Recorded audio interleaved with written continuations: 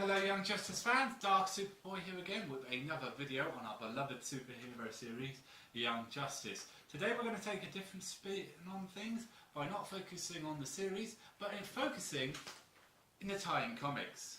Let's begin. Books are fun, books are great. Okay, today it's going to be a bit obvious.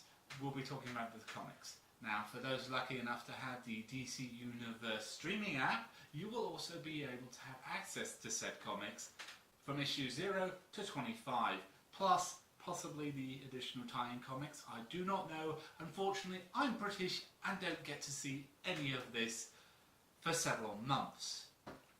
Anyway, I collected them all manually by hand when the issues came out, and I found them to be a jolly good read. So in no particular order, here are my 5 suggestions for the Young Justice tie-in comics. Number 1, issue number 0.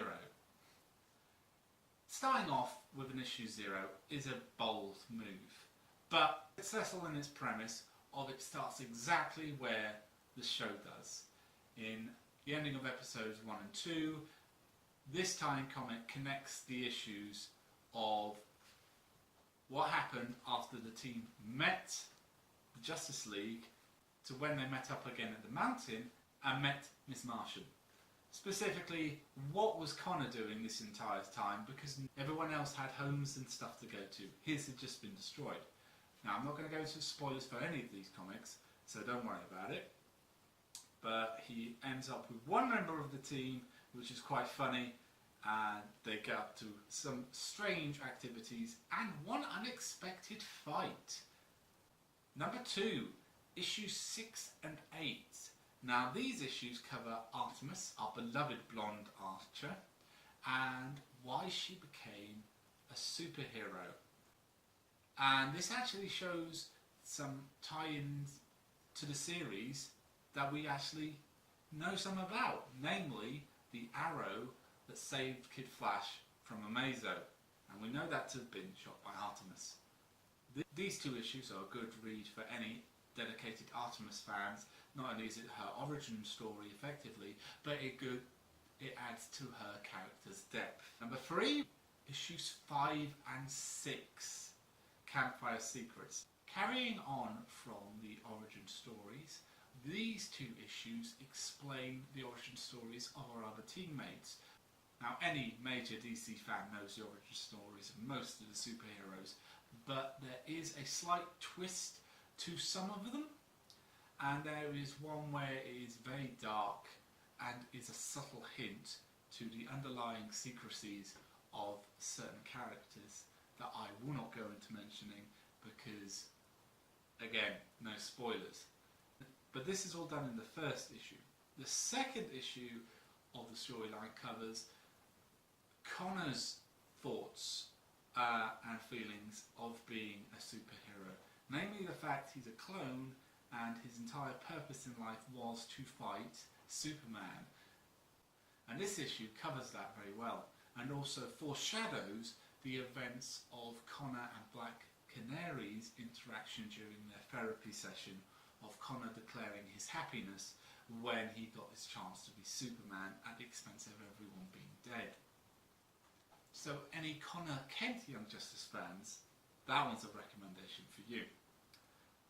Now, recommendation number 4 is issues 11 to 13, which focuses actually on not only the origins of Clayface and the confrontation between him and the team, but also expands the universe of a certain member of the Light, Ra's al Ghul, mainly because of his introduction of his daughter, which has not been seen on the series yet, but has been confirmed as canon because she is in these issues. And they also confirm a relationship between Batman and Talia. And it's a good addition because it adds to the villain's motives and objectives, which we don't really get to see anywhere else in the series. And then finally, the Young Justice Invasion storyline, issues 20 to 25. Yes, I know this is a bit of a cop-out because it's 6 issues of a 25 issue line, but it is all one story and I think it's a very good one. We get multiple heroes showing up, we've got multiple villains showing up, we have time jumps, we have the introduction of new villains, we have the introduction of new heroes, and we get to see how Blue Beetle joined the team, and the confirmation of several romances that are inferred in the series but confirmed here. Also, we have the rather heartbreaking death of Garfield's mother, namely how Queen Bee did it and why, and unfortunately it's some beautiful art with a sad theme, but we can't all read comics just to have a good time, otherwise it's just boring. A good comic makes us laugh, happy, sad, angry, it all. That's a good range, and that just shows the skill of the writers. But lastly, I like to explain this as a point for all Young Justice fans that this is a good chance to revive the comic line. As all comics are being registered on the DC Universe streaming channel, DC Comics can see if they are trending.